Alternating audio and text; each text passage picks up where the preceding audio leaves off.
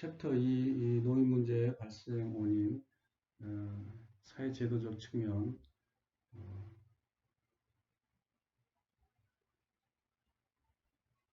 세 번째 강의 이어가도록 하겠습니다. 3교시인데요. 노인 문제의 발생에 있어서 노인 간호 인력이 부족이 지금 대두가 되죠. 사실 그동안에는 이 가족들이 많이 노인 간호를 해왔었죠. 며느리나 딸, 뭐 이분들이 또 배우자들이 많이 해왔는데, 2017년 5월달 통계청 발표한 자료에 따르면은 여성 경제활동 참가율이 말이죠. 53%에서 1년 전보다 0.8% 상승했다고 합니다. 요즘에는 이제 여성들도 거의 구직활동을 함으로써 여성들의 경제 참여가 정말 사상 최고죠. 그래서 만성질환을 갖고 있는 요 보호 노인들이 증가하고 있는데 이러한 부분들 이제 여성들이 상당히 이 경제활동 참가를 통해서 노인 간호를 직접적으로 담당하는 그러한 일들이 많죠. 그래서 노인을 간호한다고 했을 때 가족의 부재, 또 자녀들의 어떤 그 노인 부양관의 변화,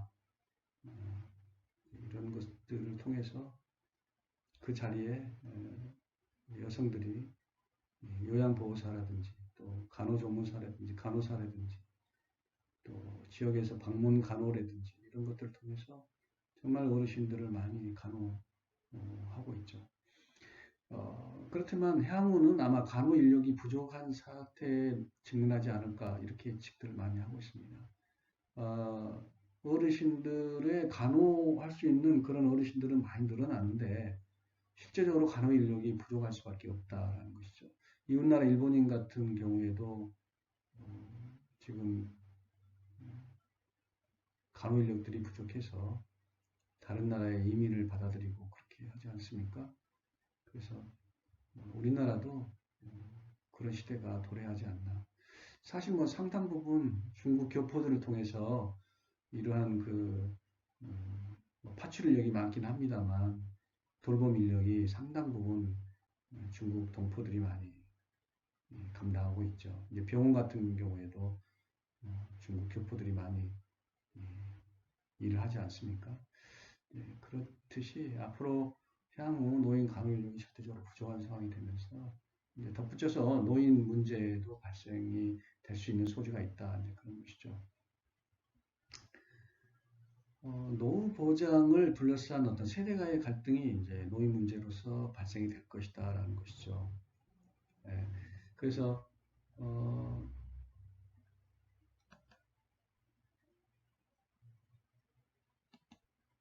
세대 갈등에 그래서 생산 가능 인구의 감소, 급격한 고령화로 인해서 40년 뒤에는 생산 가능 인구가 일명이 고령 인구 1명을 부양하는 시대가 온다라는 것이죠. 2017년 통계청 발표를 보니까 2060년 노년 부양비는 82.6명, 2017년도에는 18.8명, 약 4배가 증가할 것이다 이렇게 추산을 하고 있습니다. 그래서 노년 부양비는 15에서 64세 생산 가능 인구 100명이 부담해야 하는 65세 이상 고령 인구수를 의미하는데요. 생산 가능 인구는 경제활동을 할 수 있는 인구를 말하고 경제활동 인구와 비경제활동 인구로 나누죠. 그래서 2017년의 경우 고령 인구 1명을 생산 가능 인구 5.3명이 부양했다면 2060년도에는 고령 인구 1명을 생산 가능 인구 1.2명이 부양하게 되는 1대1의 부양비, 노년 부양비로 증가되는 셈이다라는 것이죠. 그래서 OECD 국가 중에서 가장 빠른 속도로 노인 인구가 증가하면서 향후 경제성장 이 결과를 분배를 어떻게 하며 재분배를 어떻게 할 건가라는 측면에서 경쟁과 갈등이 굉장히 심화되는 우리나라가 될 것이다. 이렇게 예측들을 많이 하고 있습니다. 그래서 급속한 고령화는 정치, 경제, 사회 전 분야에서 노인의 욕구 표출을 더욱더 가속화시킨다라는 것이죠. 사실 요즘에 회석 파워라고 해서 어르신들 그 노인의 그 그레이 파워 굉장하죠. 이런 노인의 투표권 때문에 정말 뭐 정치인들도 굉장히 눈치를 많이 보죠. 그 전체 유권자 중 고령자 비율이 높아지는 것이죠. 노인의 숫자가 늘어나기 때문에. 그래서 그만큼 노인이 사회 전반에 많은 영향력을 미치게 되죠. 그래서 고령화의 진전이 단순한 세대차가 아니고 이제 실질적인 정치 파워를 형성하는 그런 해석 파워가 되기 때문에 혜택을 더 받으려 하는 노인과 또 그 부양 의무를 제한하는 그 생산 연령 인구 그 청년들 간의 갈등이 고조.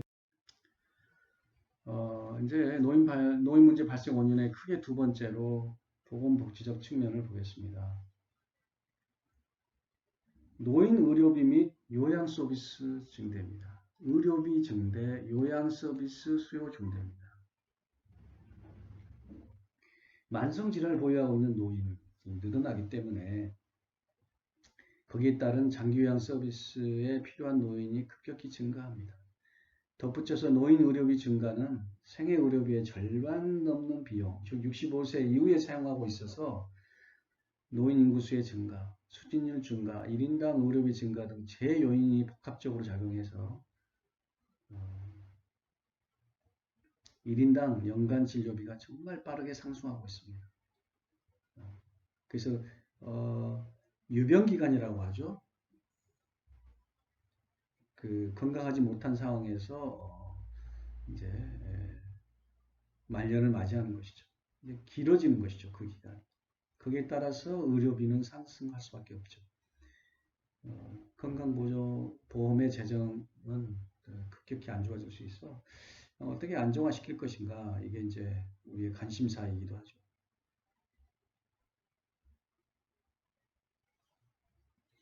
그래서 2016년도 노인 장기요양 그 신청자가 84만 명 중에서 이제 51만 명 정도가 인정을 받았는데요. 이제 이렇게 인정을 받아도 단기보호 시설이 아예 없는 곳이 또 우리나라에 있다고 합니다. 그래서 어떤 사회복지 혜택을 받는 그 격차가 존재한다라는 것이죠. 그래서 지방 재정에 따라서 이 사회복지 시설이 존재하거나 존재하지 않는 곳이 많다라고 하는 것이죠. 2016년도 12월 기준 222곳, 229곳 지방자치단체 중에서 140곳이 아예 단기보호 시설이 없다라는 것이죠. 그 지방에 갈수록 또 이런 시설을 이용하기가 힘들고 또 사회복지 인력, 요양보호사 인력도 또 쓰는 게 쉽지 않고 이런 그 요양시설이 지역 간에 수급 불균형 문제가 있다. 이런 얘기입니다. 그래서 보건복지적 측면에서도 노인 의료비와 요양 서비스 수요가 증대되는데 이러한 불균형으로 인해서 노인 문제가 발생이 되겠죠. 그래서 아마 이제 국가 재정을 통해서 조금 더 해결해야 되는 부분이 공공의료적인 부분에서 공공복지적인 측면에서 좀 감안이 돼야 될 텐데 아직 좀 갈 길이 멀어 보입니다. 두 번째로는 여보 노인 케어를 위한 사회 비용 증가인 것이죠. 이제 평균 수명이 연장되고 가족주의가 변함에 따라서 고령자의 독립생활 기간이 증대가 됩니다. 또 노인 부부끼리 살다가 한쪽 배우자가 사별한 후에 여성 노인이 혼자 생활하는 기간이 길어지죠. 그래서 여보 노인에 대한 수발 서비스 제공하는 사회적 비용이 늘어날 수밖에 없습니다. 그래서 2016년 노인 장기요양보험 통계에 의하면 2016년 65세 이상 노인 694만 명인데 2012년 대비 약 17.2% 노인 장기요양 인정을 받았다고 합니다. 그래서 많이 정말 17.2%는 꽤 큰 숫자죠. 그래서 이제 2016년 말 장기요양보험 총 연간 요양급여비가 이제 5조 52억 원이었는데요. 공단 부담금이 그 중에 4조 4,100억 원 정도. 그래서 공단 부담률이 88%인데 1인당 수급자 월 평균 급여비가 106만 원 정도 지출이 됐다고 합니다. 그래서 전년 대비 1% 증가했고요. 공단 부담금도 1인당 94만 원 정도 해서 전년 대비 1.2% 증가를 했는데, 뭐 이렇듯이 이 의료비 또 공단 급여비는 지속적으로 늘어날 수밖에 없는 그런 상황이죠. 그래서 보건복지적인 측면이 이제 노인 문제에 발생이 되는데, 세 번째로 자녀 양육 및 노인 부담에 있어서 그 책임 부담이 또 대두가 되죠. 어쨌든 고령화 진전됨에 따라서 개인주의적 가치관과 이 가치관이 확산되고 핵가족화, 여성의 사회 참여 증가로 인해서 자녀 양육 및 노인 부양에 있어서 개별 가정의 부양 기능이 약화되고 있습니다. 네. 그래서 고령화, 저출산과 맞물려서 노인층을 부양할 경제활동 인구가 또 사회적으로 줄어들고 이런 과정에서 국가적 책임이 강조되는 순간인데 사실 세금이 그만큼 또 세수 증대가 돼야 되는데 경기 악화로 인해서 세수 증대는 또 잘 되지 않지 않습니까? 그런 과정에서 이제 세금 부담률을 높이게 되면 월급을 받는 청년들 세대에서 특히 이제 부담이 늘어날 수밖에 없는 상황이기 때문에 이 국민연금 같은 경우도 사실 청년들이 상당히 불만을 갖고 있다고 하죠. 그래서 세대 간에 이런 문제들이 촉발될 수 있다라는 것입니다. 그러므로 해서 노인 문제가 또 발생이 될 수밖에 없는 상황이죠. 그래서 이제 이런 부분들을 우리가 또 어떻게 조화롭게 극복해 나갈 수 있을까? 그런 부분이 또 우리의 과제죠. 노인 문제 발생 원인이 이제 세 번째로 경제 산업적 측면 마지막에 이제 되겠는데요. 일단은 경제 성장이 둔화가 되죠. 왜냐하면은 기존에 이제 배금 세대라든지 이 노년층들이 노동 공급을 해왔는데 노년으로 됨으로 인해서 노동 공급 되지 않잖아요. 노동 생산성 저하되죠. 또 고령 인구에 따라서 저축률이 하락이 되죠. 소비 위축되면서 또 투자 감소가 되고 재정 수지 악화가 이제 예상이 되는 것이죠. 이러한 가운데서도 이제 저출산 인구 고령화로 인해서 경제 성장이 둔화가 될 수밖에 없는 상황이죠. 그렇지만 써야 할 뭐 연금, 의료보험은 또 많이 지출될 수밖에 없고 복지 서비스도 이제 그렇게 될 수밖에 없고 어쨌든 저출산 고령화로 인해서 이러한 제반의 경제적인 여력들이 따라가지 못하는 상황에서 또 반대급부적으로 경제 성장이 저하되는 측면이 또 나타나죠. 그래서 이 고령화가 말이죠. 이 의료, 보건복지, 뭐 사회제도뿐만 아니라 경제산업 전반에 영향을 미치는 정말 큰 요인이 되는 것이죠. 그래서 저출산 고령화가 경제 성장에 미치는 효과로 제도 개선 노력 및 정책 의지에 따라 달라질 수가 있는데 고령화 진전을 위해서 노인 빈곤 및 또 노동력 부족, 의료비, 연금 재정 고갈 이런 각종 사회 문제를 파생시키는데 이 문제를 완화하기 위해서 우리 어떻게 이 고령화 문제를 바라볼 것인가 큰 틀에서 그러한 우리의 고민과 또 대책이 필요한 시점이 있습니다. 그래서 고령 사회의 최대 이슈, 사실 경제 성장의 둔화가 되죠. 두 번째는 노동시장의 급격한 변화가 되죠. 노동력의 규모가 감소죠. 고령화가 노동력 그 양적 질적의 변화를 촉발시키죠. 노동 공급을 줄여버리죠. 그동안의 고령자로 인해서 노동 공급이 사실 됐었는데 또 청년 인구가 감소로 인해서 경제 인구가 줄어들게 되고 경제 활력이 떨어지는 것이죠.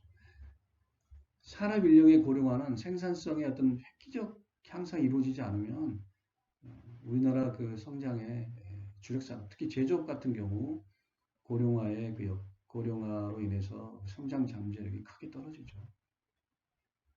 제조업에서는 사실 공단 같은 데는 그 일할 사람이 없다라는 거 아닙니까? 젊은 층은 또 그런 3D 업종이라고 해서 일을 싫어하는 상황이잖아요. 어떻게 경제 활력을 좀 불어넣어서 경제 인구를 좀 투입을 시켜서 경제 성장을 꾀할 것인가. 우리 모두의 숙제이긴 한데, 뭐 어떠한 사람들은 또 뭐 이민을 확대해야 된다. 그렇게 얘기하는 사람도 있습니다만, 뭐 그것도 뭐 정확한 해답이 될 수는 없죠. 하여튼 뭐 노동력 부족 문제를 해결하기 위해서 여성 및 고령자 고용을 어떻게 확대할 것인가. 이 문제도 한번 우리가 생각할 필요가 있습니다. 그래서 여성들이 경제 활동을 더욱더 활발하게 함으로써 일과 가정에서의 그 어떤 양성 평등의 욕구라든지 또 일과 가정의 어떤 그 양립하는 부분이라든지 예, 그럼으로써 경제 활력을 또 꾀할 수 있는 그런 우리의 노력이라는 생각이 듭니다. 경제 산업적 측면의 세 번째는 재정, 금융 및 산업 구조의 변화가 있습니다. 국민연금 수급률이 급증하죠, 사실. 지금은 어떻게 보면은 그렇게 얘기하죠. 저부담 고급여 체제다. 적게 냈고 많이 받는 체제다, 지금. 그래서 뭐 이거를 국민연금 그 부담률을 높여야 된다. 지금은 뭐 사용자가 4.5%또 근로자 개인이 4.5%에서 9%지 않습니까? 9% 정도 가지고는 연금 수급에 있어서 그 균형을 맞추지 못한다. 2047년도에 완전히 소진될 거다. 연금 재정이 불안정하다. 그래서 한 15%, 약 한 7.5%, 더욱더 많이 조금 그 연금을 불입할 수 있도록 소득에 의해서 불입률을 좀 높여야 된다. 그렇게 많이 주장하고 있습니다. 그런데 뭐 그게 급여에서 많이 떼죠. 또 사업주들도 그만큼 부담해야 되죠. 그러니까 이게 쉽지 않는 거예요. 어쨌든 연금 재정 위기에 직면해 있습니다. 2047년도에는 뭐 완전히 소진돼서 영원이라는 것이지 않습니까? 그래서 청년들이 사실 여기에 대해서 불만이 굉장히 많죠. 자기들이 정작 지금은 국민연금은 내지만 나중에 자기들이 노인이 됐을 때는 정작 고갈에 대해서 타먹을 게 없다. 그래서 지금 내는 게 우리는 싫다. 차라리 사적연금을 들겠다. 이렇게 얘기하잖아요. 고령화가 진행되면서 경제활동 인구가 감소하기 때문에 보험료를 내는 수가 감소되고 평균 수명이 연장됨에 따라서 또 수급자가 증가됨으로써 연금 재정 지출은 사실 기하급 수적으로 늘어날 거예요. 오랫동안 살지 않습니까? 오랫동안 연금 재정을 지출해야 되지 않습니까? 그런데 또 군인, 공무원 및 사립학교 교원들의 그 연금은 어떻습니까? 국가 재정에서 상당한 그런 부분들을 또 부담하지 않습니까? 여기에 대해서 사실 한간에 말이 많죠. 예, 뭐 지금 공무원들이 급여가 낮기 때문에 예전에 연금 이제 퇴직해서 연금으로 보전해 준다 그런 부분들이 이제 있었는데 지금은 사실 공무원들도 급여가 많이 올라가서 급여가 작다고는 얘기할 수 없겠죠. 어쨌든 국민의 재정, 세금 재정에서 이 군인, 공무원, 사립교원들 연금을 보충해주고 있습니다. 이 부분이 굉장히 크죠.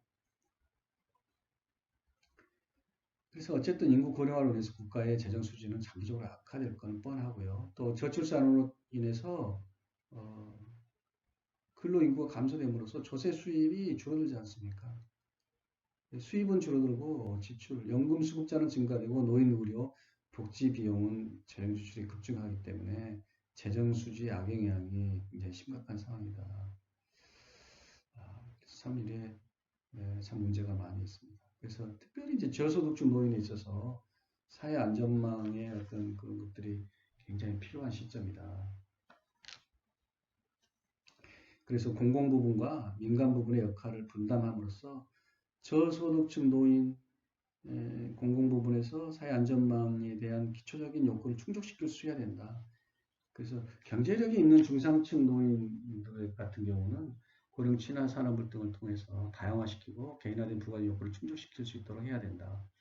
그래서 요즘에 그 고령 친화 산업, 실버 산업이라 그래가지고 굉장히 각광을 받고 있죠.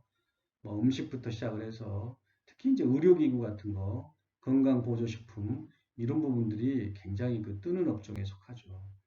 그래서 경제력이 좀 있는 어르신들 같은 경우는 굉장히 두터운 소비층을 이루고 있죠.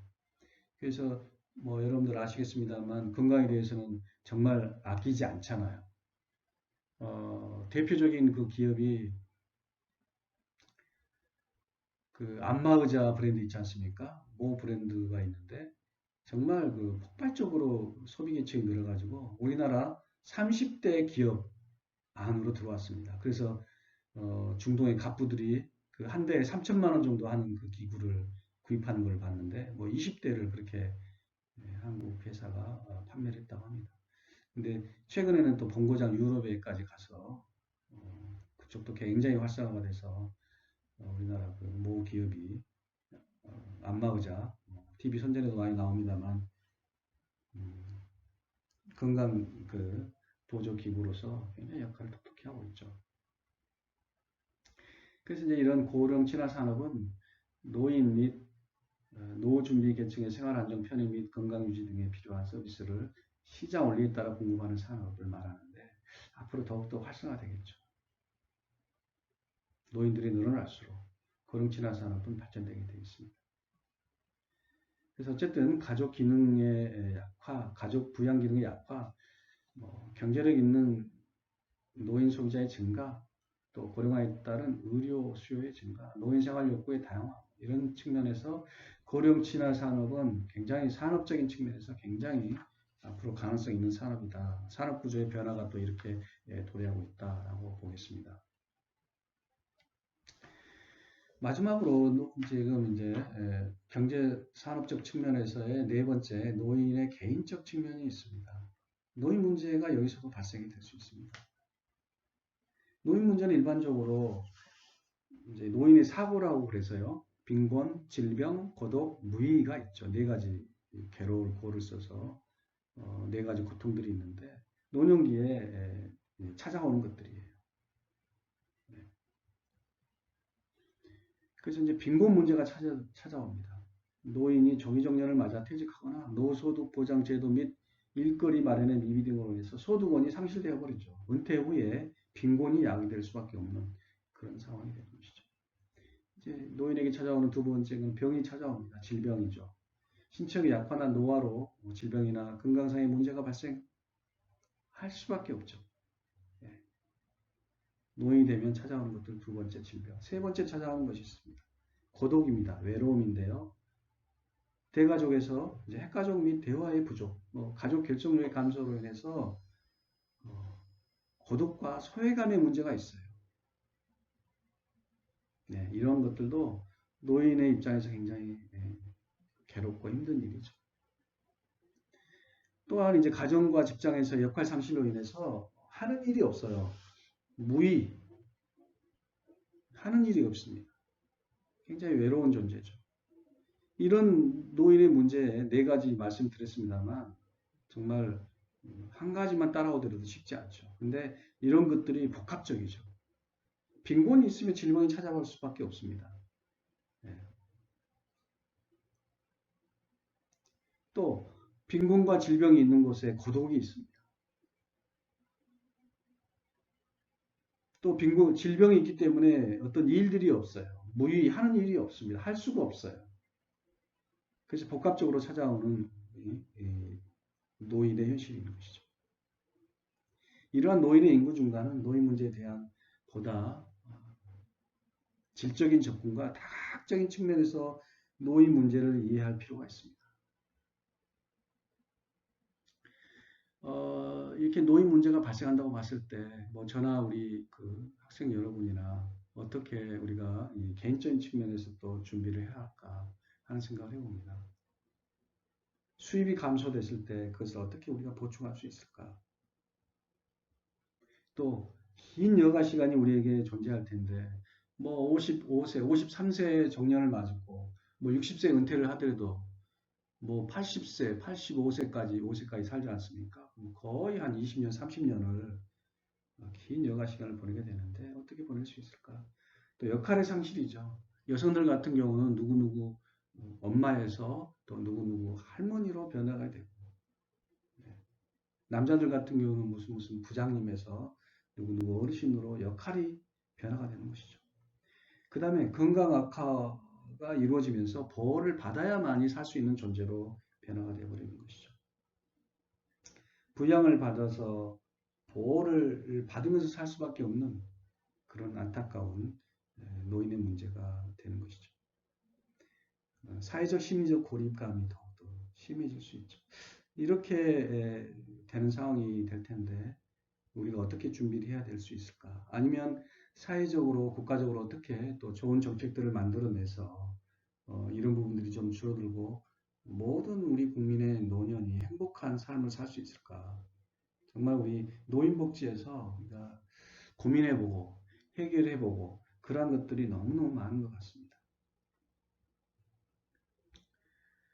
그래서 우리가 이제 3교시에 걸쳐서 현대 사회를 이해해보고 고령 사회에 도래하는 것들, 어떤 문제들, 노인 문제들 이러한 부분들이 있을 텐데 어떻게 극복해낼 수 있을까? 또 이러한 저러한 얘기를 또 이렇게 말씀드리면서